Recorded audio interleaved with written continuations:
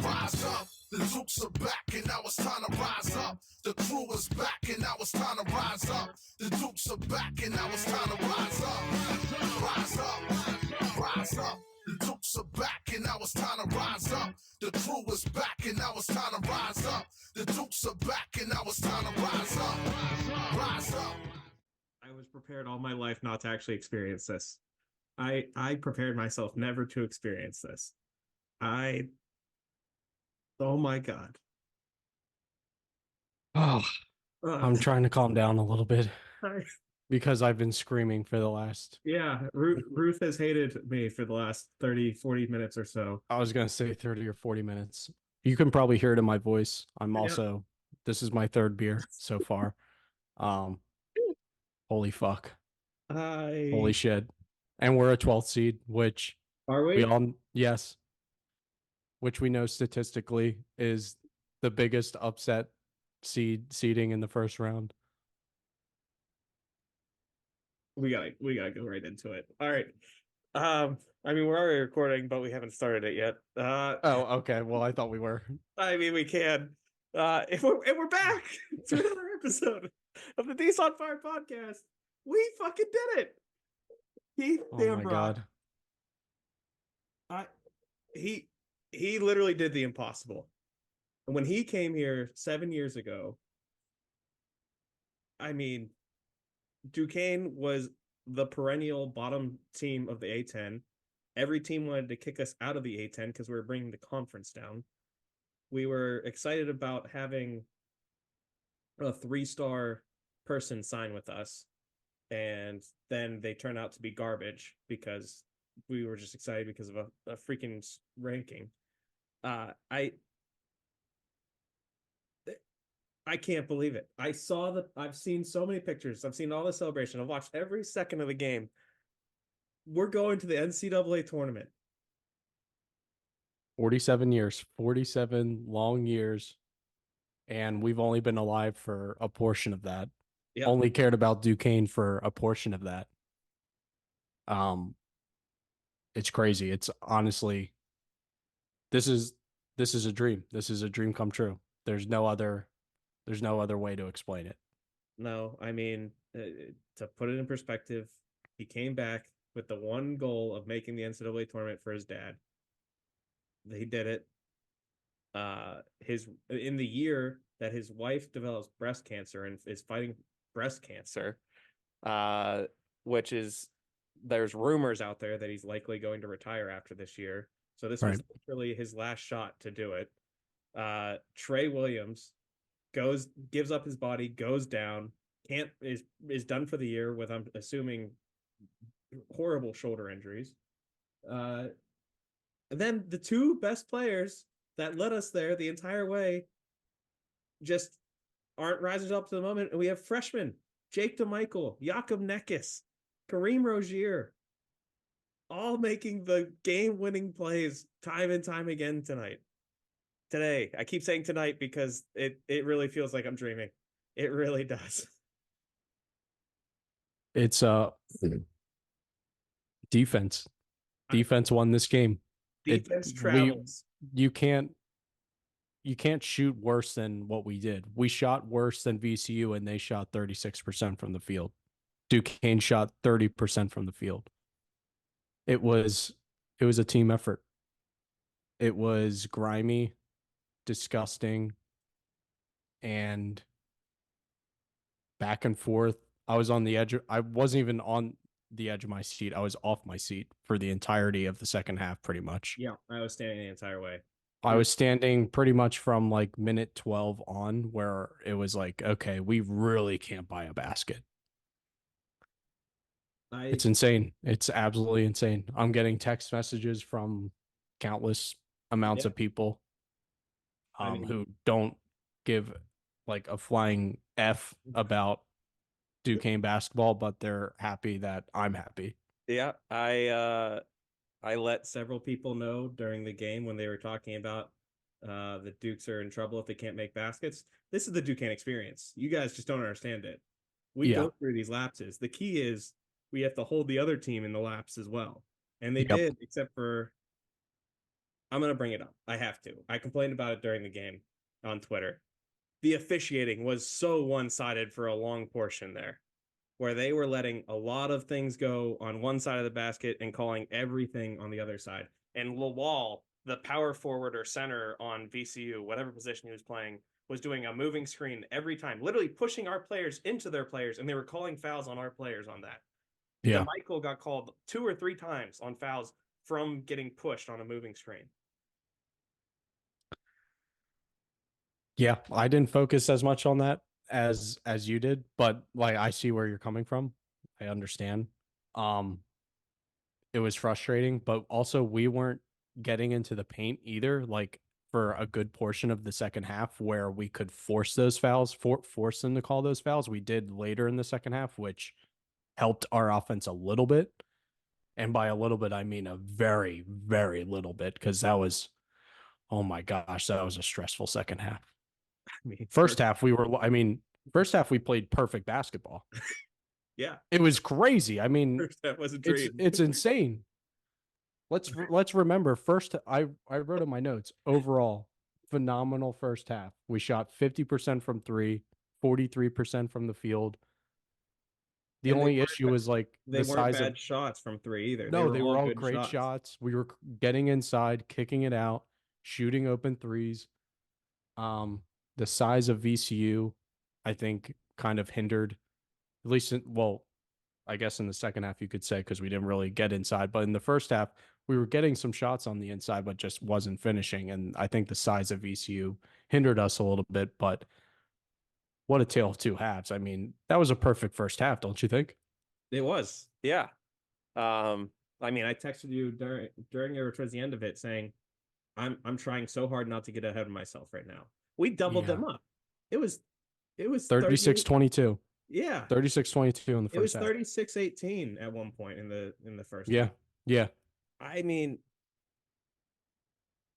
We somehow scrounged 21 points in the second half. It felt like 10.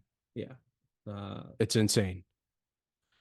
Netchis, I said it in the rambling of the dogs.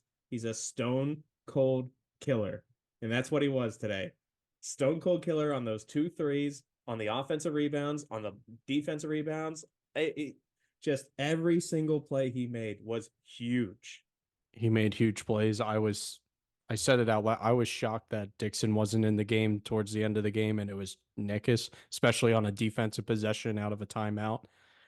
And then as soon as I said that, he almost had a steal on a pick and roll, and it fell out of his hands and went out of bounds on the baseline. He's a smart player. I haven't given him as much credit as I should, and he was a huge part of this win. Yeah. I will say I thought Dixon was going to be the answer offensively once he started getting drawing those fouls down low. The and one there, I really thought he was going to take over, and then I don't know, nothing really stuck for us in the second half. Nothing was consistent. No, nothing. I mean, Trey Clark 2 of 17 from the field, 1 of 7 from 3. Nothing was working for him. Couldn't get open, especially in the second half. Day 3 of 12. All 3 of his field goals probably in the first half from 3. Insane, absolutely insane. I can't believe we won with those 2 guys. Was at a combined of 5 for 29. They said 29, yeah.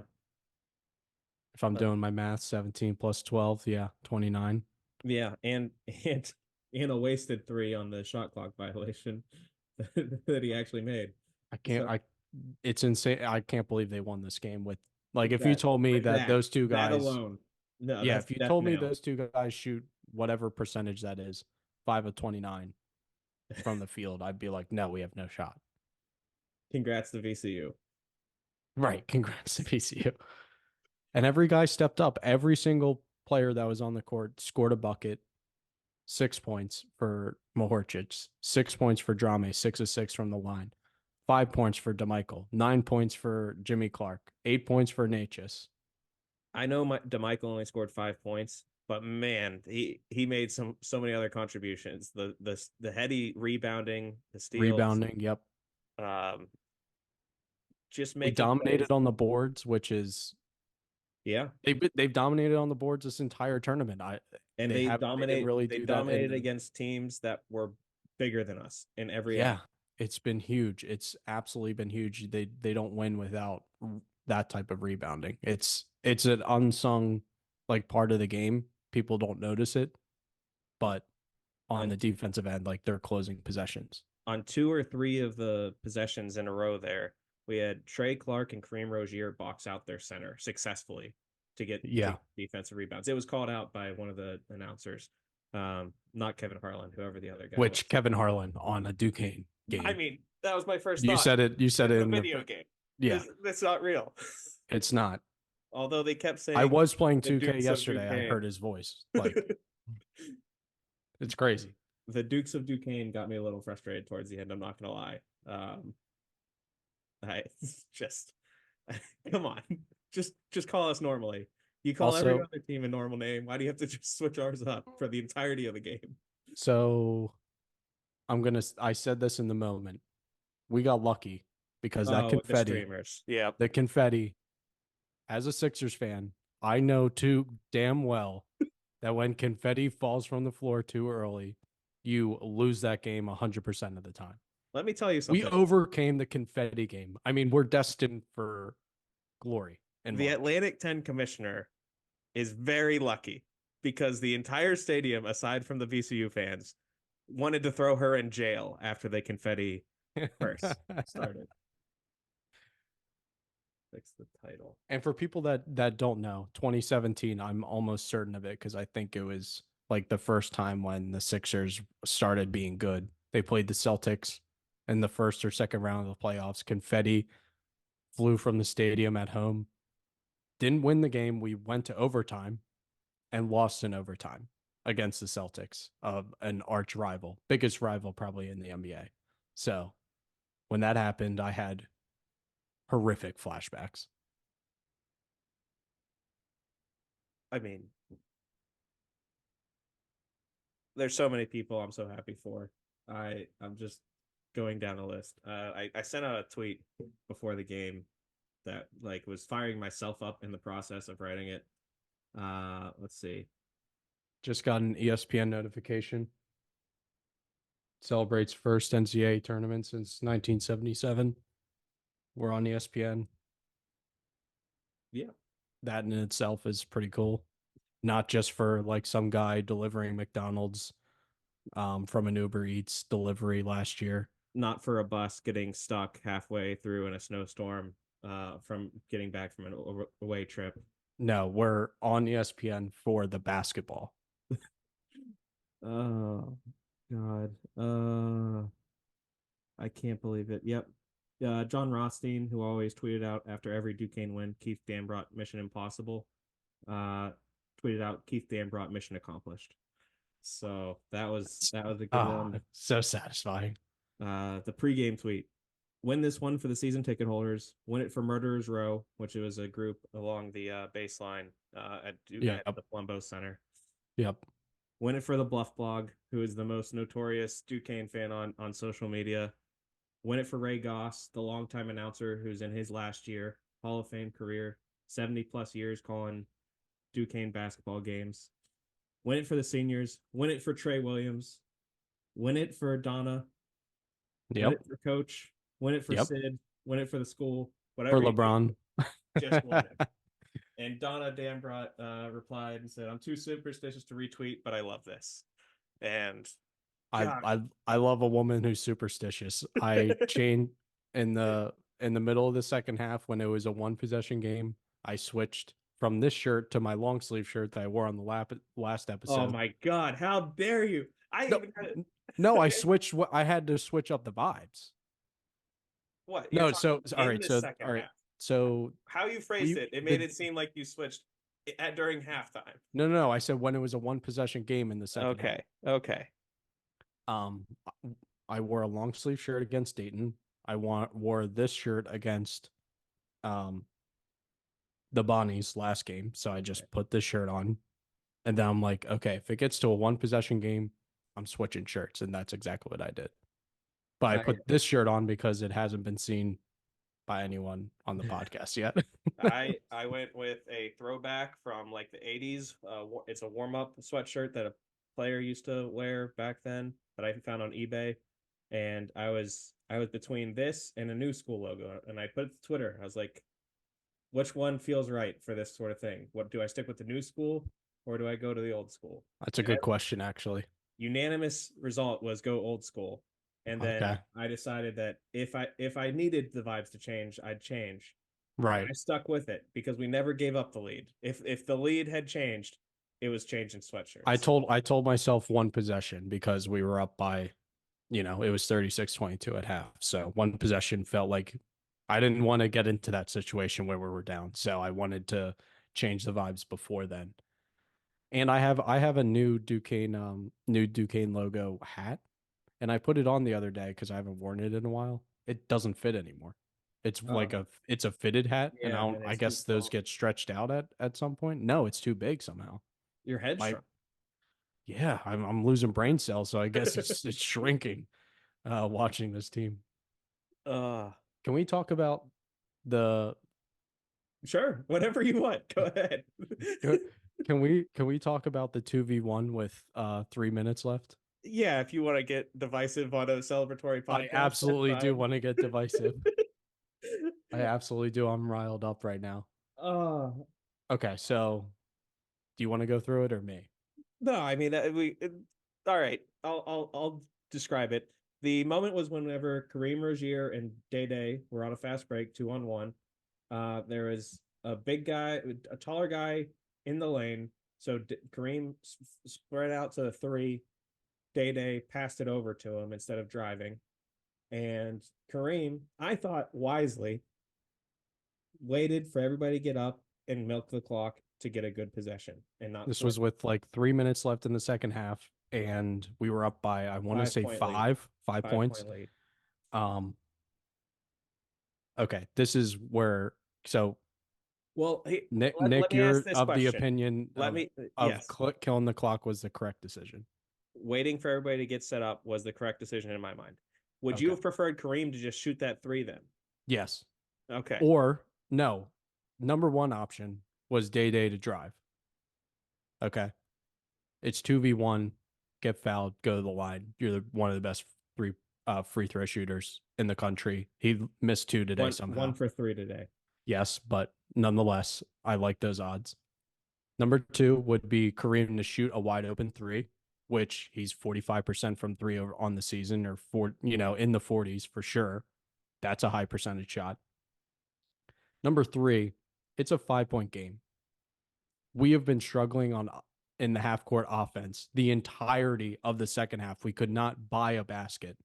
And you finally have an opportunity on a 2v1 to get maybe an easy bucket, and you pull it out. No, like if you're up by 10, I agree with you. 5 points is way too close. You've been struggling on the offense way too much to give up a good look like that. All right, here's my counter. Clearly, neither player was comfortable taking the shot, or else they would have. No, they wouldn't have. I don't know. What do you mean? Day, we know, like, doesn't get to the lane that often, so I understand the pass. But Rozier not shooting the shot. Kareem would not have hesitated if he was feeling it. He looked. It doesn't even matter if you're not feeling it. You got to shoot. It does for a 3-point shot. No, it doesn't. It's an open shot. It's a rhythm thing with the 3-point shot. If you're not in rhythm, you're gonna miss. They hadn't had an open shot in the entirety of the second half, and you finally have one. And you're not going to take it. You got to take high percentage shots. That's a high percentage shot. Yeah, but if you're out of rhythm as a 3-point shooter, I don't care about out of rhythm. Shooters shoot. That 100% matters. The math over the course of the entirety of the season says that you're gonna make one if you shoot 10 shots and you're 40% from 3, you're gonna make 4. Like this is an old school, new school debate where I am the old school feel matters in a game, and you are the new school numbers matter. Listen to the numbers.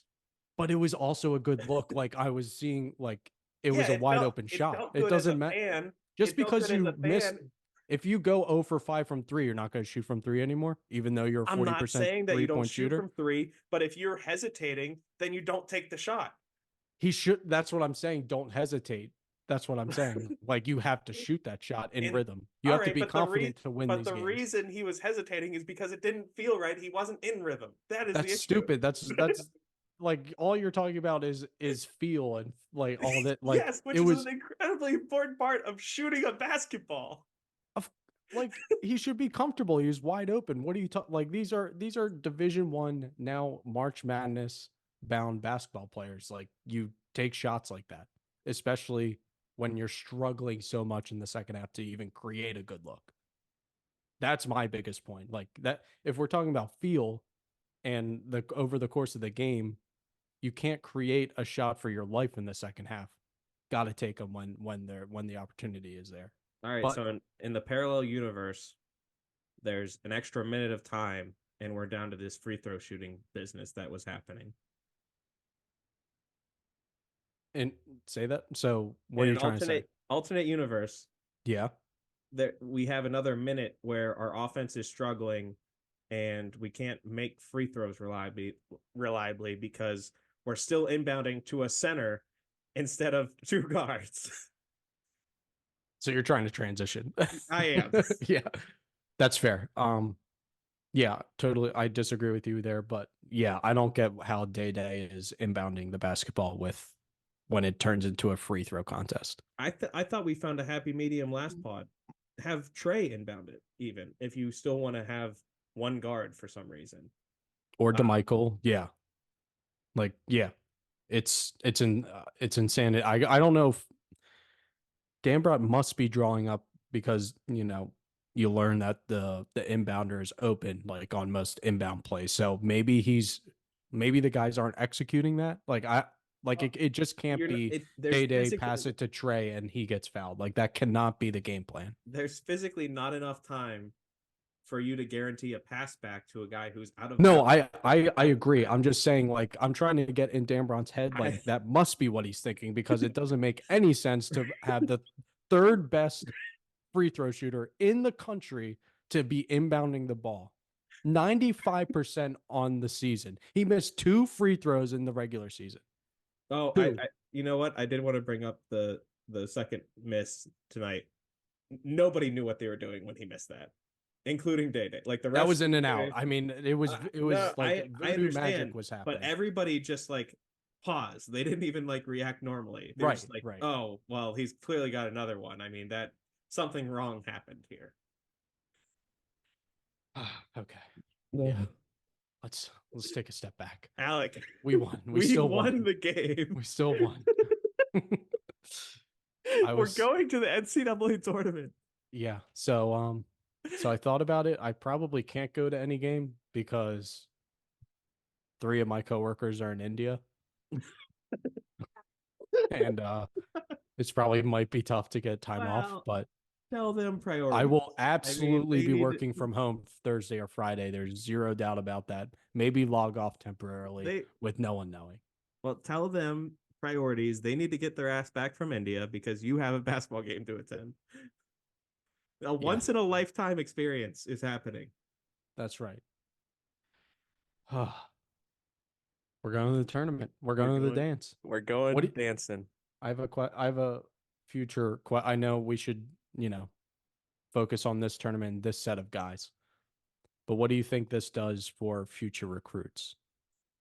Do you think this makes a huge difference, or like on a scale of 1 to 10, like in terms of quality of recruits that we're able to get? I think it depends on if we win an NCAA tournament game, honestly. Okay. More so than just getting there. Okay. For recruiting to make that big of a difference. Because I can see that. I feel like just making it to the A10 championship kind of already got us the same level of ability to recruit. No, they needed to win this for me to ask that question. Yeah. But from coaching, being able to recruit players, this tier that was unlocked, I think it was unlocked just by us getting to this A10 championship game. Because then you can sell them that they're going to be the difference makers that carry it over the top. You can make that. I guess I see where you're saying, but I think they needed to win this game to like solidify. Okay, we can. There's a bigger percentage of pool of high quality players that we're able to potentially sign. And I think that what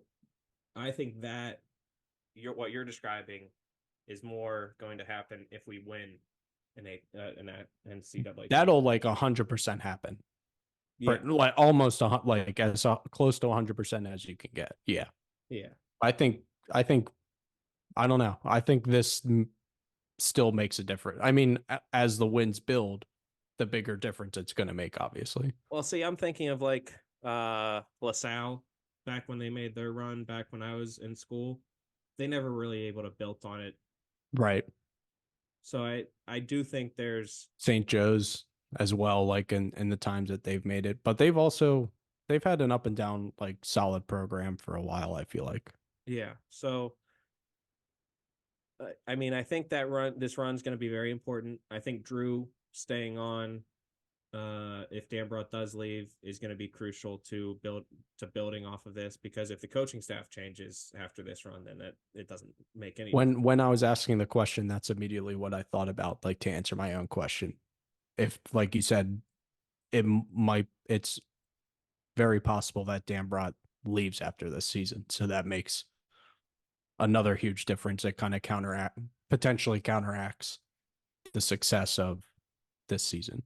Yeah, but I do think that Drew would be like the exception to that, where you got literally his handpicked successor who was best friends with LeBron and was known as the leader of LeBron's friends growing up. And the movie that just got released really helps build up that even more with For sure. with future, and thinking recruiting wise, kids are going to be more likely to watch that movie in like awe almost, as opposed to us who are Right. watching it as a history lesson, basically, as to how Right.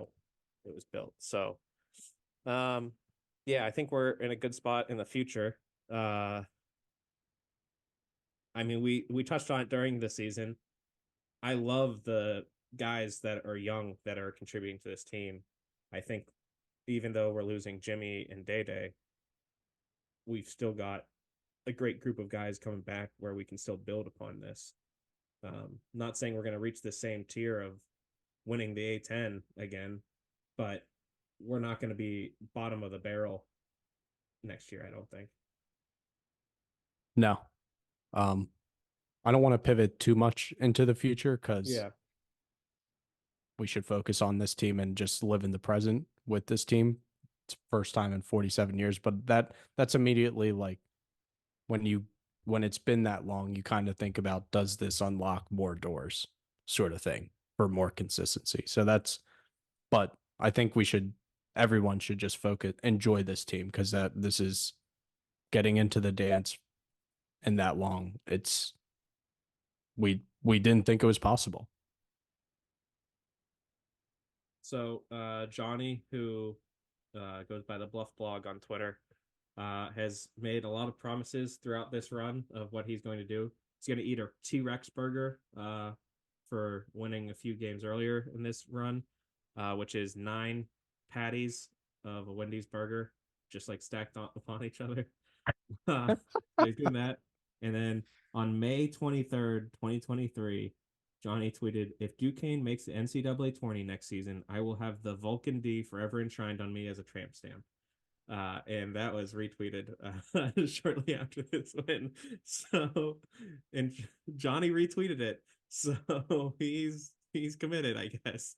The 9 patties like doesn't even sound like a punishment, or like that doesn't even sound like a big deal. That just sounds like a good meal to me. Especially if it's like the Baconator times, was that like 4.5 or whatever it is? I'm down for that.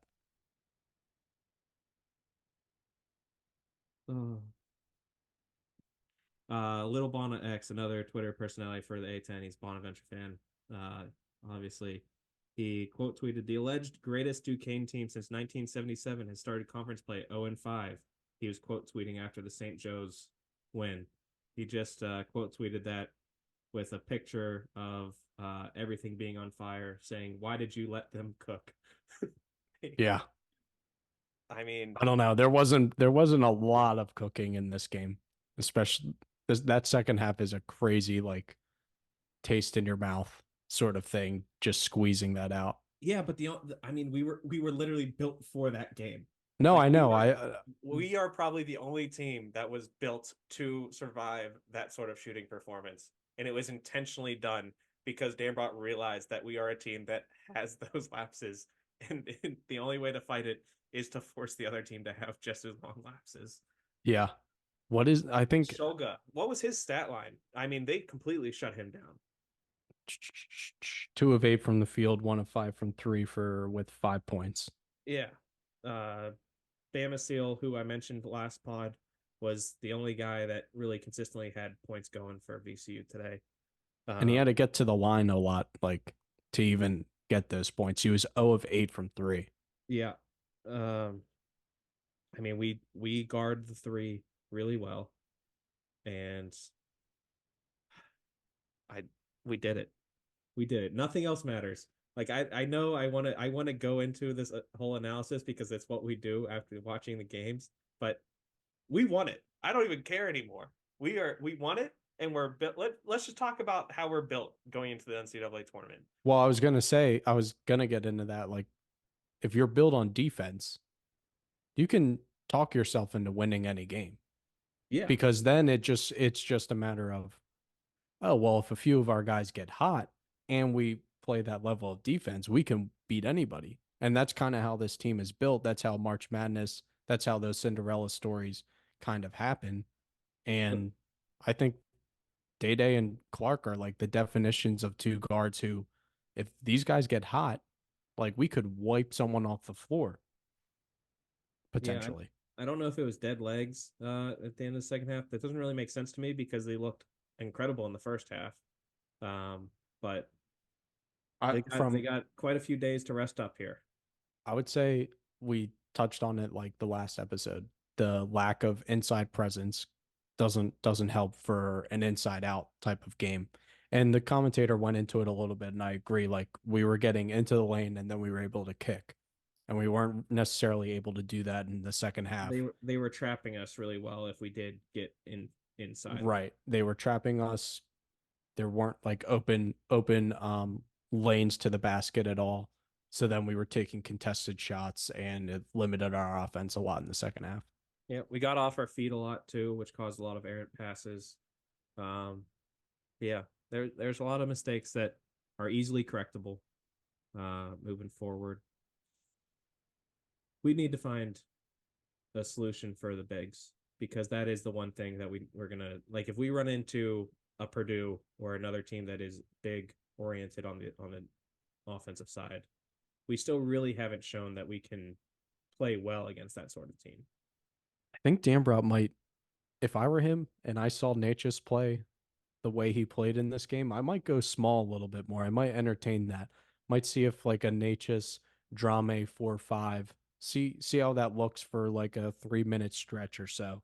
And if it's working, you can maybe ride that a little bit more um in the rotation. That would be my thought. But it is something to keep an eye out on to see if we can succeed more in the tournament.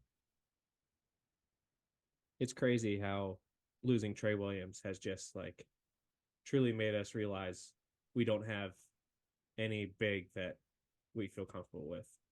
Like Yeah, Barre didn't see the floor at all. Dixon was that answer, and then he was offensively cold all tournament. Yeah, 2 of 3 from the field in this game, but I think he had a he few he turnovers. got fed shots. Like it was the Yeah, like Day Day had a nice pass in the second half when we needed a bucket where he drove to the lane and then dished it. Just dumped it off to Dixon for an and one layup. Dixon was good from the line too. Hit two yeah. of 2 of 3 of his free throws. The team overall 71%, which is solid for a team percentage. VCU really did well at stopping the pick and roll strategy. They took Yes, away they the did. pass on the pick and roll. They did. And that's where their length and size kind of like indirectly affects these guys. They Trey wasn't able to feed the big man on the roll because their arms are just so long. They take up so much space. Um, they really executed well in the second half, but not well enough. Yeah. So Well, not well enough in the first half, I guess we should say. Yeah. So we're recording this before selection Sunday is made. I've heard that we're probably going to be a 12 seed, which is fantastic for historical analysis of success for the NCAA tournament. No idea where we're going to be. I did see some pictures from the students that collected at the coop to watch the game on the jumbotron. It was about the usual student section crowd that was at the game when they're playing there. So not too impressive. Uh Dang. yeah. Hopefully, if they're not in Pittsburgh, that'll be a full house for the Yeah. next game. Uh, If they're in Pittsburgh, like I mean I'm giving up so much money to go to that game if I have.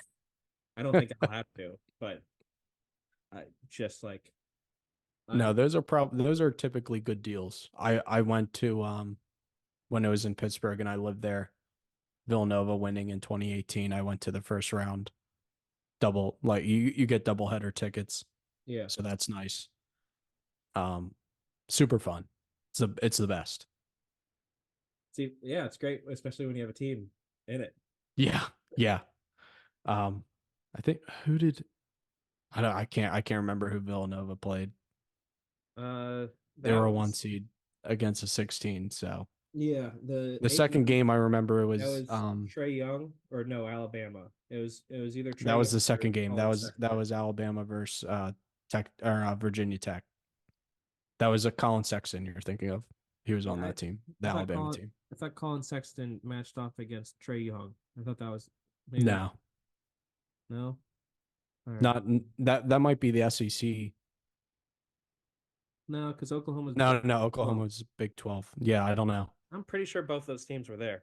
And then I think Duke and Villanova were the other two big name programs. But I Probably. don't.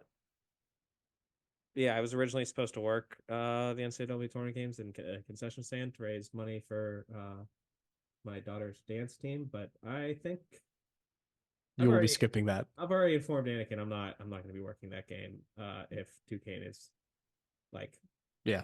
yeah, I'll be there. If it's within like a 3-hour window of Duquesne playing, Yeah, like I'm it's not not happening. no, not a chance. Yeah. Yeah. Yeah, I guess we'll have to wait and maybe do a preview pod. I don't know. Yeah, I'm not gonna lie. I know nothing about college basketball aside from the A10, so I'm not gonna have any insight from actually watching any of the teams It's a that fair point. play. That's a fair point, and that would probably be like a 20-minute podcast. Like even if we tried our hardest, We can do a statistical breakdown, I guess, and just do a pump up video essentially. yeah, basically. Oh, we did it. Well, I say we. They did it. They did it. Oh gosh. On not their best game. Like they played probably their best game against both Dayton I'd and the say Bonnies. Dayton was their best game. Barney's was still good, like that tier, but I think Dayton was probably the best in general. Right. Just because Dayton was like you had to play better to actually shut them down. But either way, like this game didn't play their best and still won. So it's all the more encouraging. Yeah, I'd say this might have been the worst game that we played. Oh no, it's without a doubt the worst that they played. Well, the second half definitely. See now we're in the measuring of how do you measure like a perfect first half and a horrendous second half in the context of things. I'm measuring it as the worst performance because they scored 57 points. So I guess that's fair. what was the stat? I heard the stat. It was maybe going in the Dayton or the Bonnies game, but I forget. It was like Dambrod is 95-1 when he holds the opponent to under 60 points. Yeah. 51 points for VCU. To be fair, that's the magic number going into all the other games. To be fair, I think just about every college team is probably very, very good when you hold the opponent under 60 points. Probably. That's probably a fair point, but if we're So the real I'm gonna write, but this the team re, has the like that's a higher probability of happening with yeah, this. the real impressive part of that statistic is how often that happens. Right. The 96 and 96 or 97 and one. So 98 times they've held opponents under 60 points. Like I just refreshed KenPom and they went from the 34th ranked adjusted defensive efficiency to 28th in the country. They're getting hot at the right time. This is what March is about. You get hot at the right time. Well, let's go over some characteristics of what you need to do well in March. You have to be able to stop teams that seem to be physically better than you. Check. Done that. You need some hot guards that Yep. have some hot shooting performances. Yep. Got that. You need to be able to make your free throws. I think we can do that. We've got that. And you need some senior leadership and some guys that don't make costly mistakes at the end of games. But they got that. They got that. They don't turn the ball over. They're one of the best teams in the country and not turning the ball over.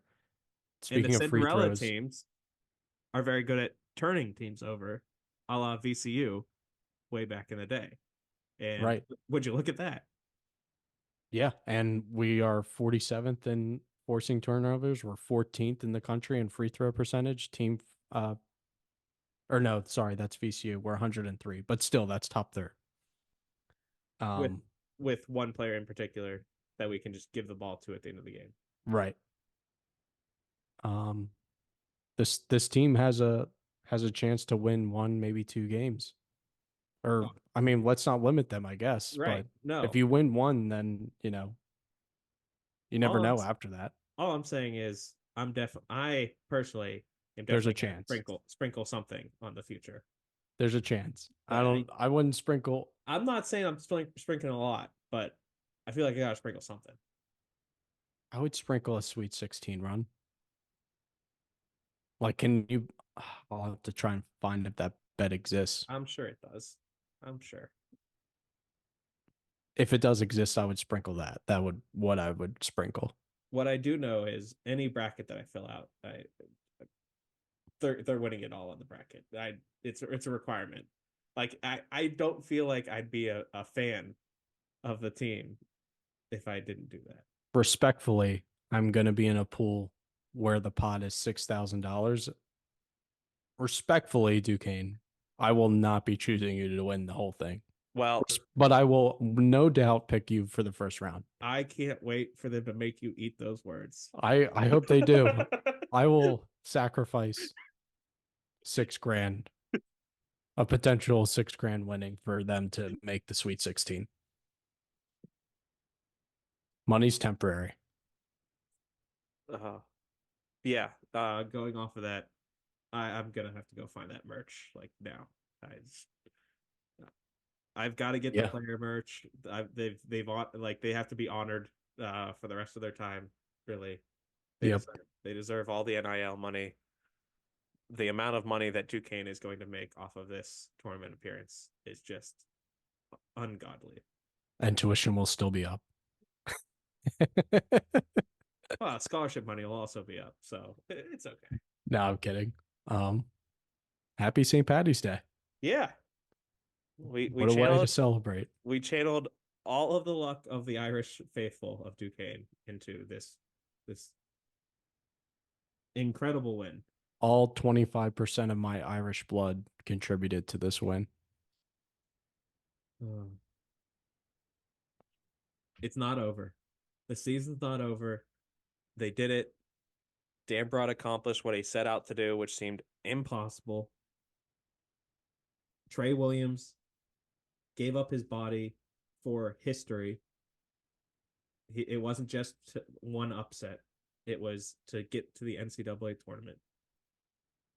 And he left Indiana State, who was a darling of a mid-major, to make the tournament, who now might not make it. Yeah. For this Duquesne team. He was huge. There's so many storylines that could everyone's played a part. There's No doubt about it. Everyone in this rotation has played a huge part of it. It took everyone, especially in this game with the two stars having offensive struggles. Dusan, who I curse up and down every game, huge in this game. Would not have. I'll eat some crow. Would not have won this game without his contributions. Yeah, he was solid. I mean, Dixon. Like the box score, the lowest point scored was DeMichael with 5, which in college basketball, that's like there's a lot of people with 0 points when they're on the floor. Yeah. There was a stat that 5 or 6 players had hit a 3 in the first half. I mean, Yeah, that's unreal. Chabi, even though he didn't play in this game, still was. We don't beat Dayton without literally every big man that was thrown in there, including Chabi. If for nothing else, he continued to frustrate Holmes. everyone has stepped up, and everyone deserves credit. It's a team effort. It's very like standard quote, but it's true. Like they needed everyone to be a 6 seed and win the A10. Like you need everybody. Yeah, this is the basketball coach's dream of a team he can point to for his players to look at and say, "Look at this team. Right. You play together, you play defense hard, you focus on the little things, you can accomplish greatness." That's what you do when you look at this team. Yeah. Like we said, they're built to win more games. So I feel confident in whatever, however the bracket shakes out tonight. I'm gonna feel good going into any game, honestly. Yeah. Good in terms of even if it's, I don't know, maybe some mismatches, like our weaknesses are the other team's strengths. Doesn't really matter. Like I still think we'll have a chance to beat anybody in the country. Yeah, we've shown that we can overcome those. Right. I mean, Dayton literally, I think, was our matchup nightmare. They're the boogeyman. And that's that once we beat them, anything can happen. Yeah. Anything's on table. That's yeah, that's pretty much all I have. I mean, I mean, I'm like finally more I calm after I guess it's been like a full hour. yeah, I'm still kind of at a loss for words, which is not great when you're trying to do a podcast. Right. So I don't want to just ramble Ramble. nothingness. Yeah, but so proud, to be a Duquesne Duke. This is a phenomenal time to be a fan, and what a time to join in on the ride and actually do a podcast where we recap the entire journey. I mean, I'm not gonna go back and listen to our prior podcast, but that it's there. It's there. We could Right. literally go all the way back and just see the team's development the entire way through. Yeah, it's pretty crazy. And apologies for, missing like weeks sometimes of Yeah. episodes this season. It's been tougher, like schedule wise for both of us. But I mean, it's worth it. Like at the end of this, it was still fun to do, still fun to watch the games and talk about them and feel like we know a little bit about basketball and about this team. It was fun. It's fun, and it's still gonna be fun. They did it. I I mean, I told you this before. I don't know if I'm gonna keep everything in before we said and we're back. Probably will, but I accepted the fact that I probably wasn't going to see this day happen when Right, I was in school and saw how bad our teams were. right. They did it. This is the whole point of the new arena. This was the whole point of like the rebrand of the logo. The whole point was to build this program to a point where we could get on the national stage, and here we are. Shout out to President Gormley and all of the leadership to invest, to bring in Coach Dambrot when the opportunity arose. Yep. Yeah. Shout out to Coach Weigand, Trent's dad, Terry, and all the other assistants that don't get nearly enough shine. Yeah, what an amazing time. Let's go Dukes. Go frickin' Dukes. The Dukes are back and now it's time to rise up. Rise up.